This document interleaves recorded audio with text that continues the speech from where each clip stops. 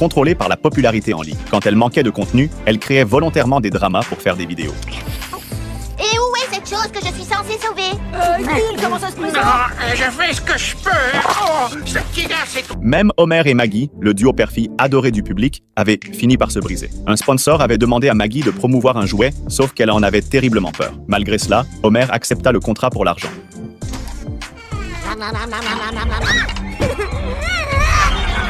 Pendant le tournage, Maggie prit peur, et c'est à ce moment-là que leur relation commença à se détériorer. Concernant les amis d'Homer, Lenny et Carl, leur podcast avait déjà atteint l'épisode 751, et ils invitaient fréquemment Moe comme invité. La plupart de leurs discussions tournaient autour d'Homer. Moe affirmait qu'Homer était un imposteur. Carl révéla qu'Homer avait abandonné ses amis après être devenu célèbre. Lenny déclara qu'Homer était alcoolique et n'avait jamais vraiment semblé être un père attentionné. Carl révéla aussi que Maggie avait arrêté de faire des vidéos avec Homer depuis longtemps, ce qui signifiait que leurs vidéos père-fille pleines d'émotions étaient fausses.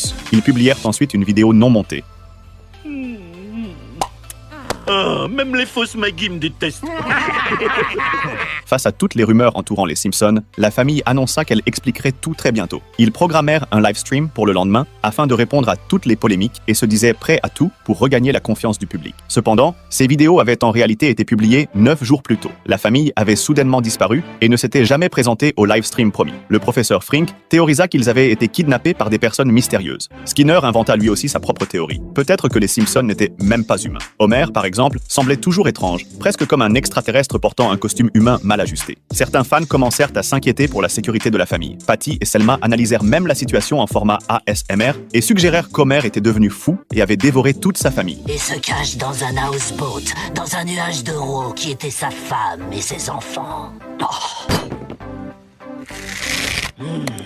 Les frères Parkour de Springfield finirent par retrouver le manoir des Simpsons et décidèrent de découvrir la vérité. L'adresse de la maison était ultra confidentielle et presque impossible à trouver, mais ils réussirent à la déterminer en analysant les anciennes vidéos. Nous y allons dès ce soir pour trouver des réponses. Mais d'abord, parcours. Quand ils arrivèrent, ils découvrirent que Shona était déjà sur place. En réalité, Jimbo avait donné l'adresse à sa petite amie. Pendant qu'il le grondait, une immense foule de créateurs de contenu débarqua. Tout le monde voulait une exclusivité. Ils envahirent la maison et trouvèrent seulement plusieurs téléphones en train de charger, comme si la famille était partie si précipitamment qu'elle les avait oubliés. Les gens fouillèrent partout, espérant découvrir la cachette des Simpsons, mais finirent terrifiés et regroupés après avoir été surpris par d'énormes jouets. Ils découvrirent ensuite la porte d'une salle de panique. Lorsqu'ils l'ouvrirent, ils trouvèrent à la famille Simpson disparue à l'intérieur. Marche, la porte!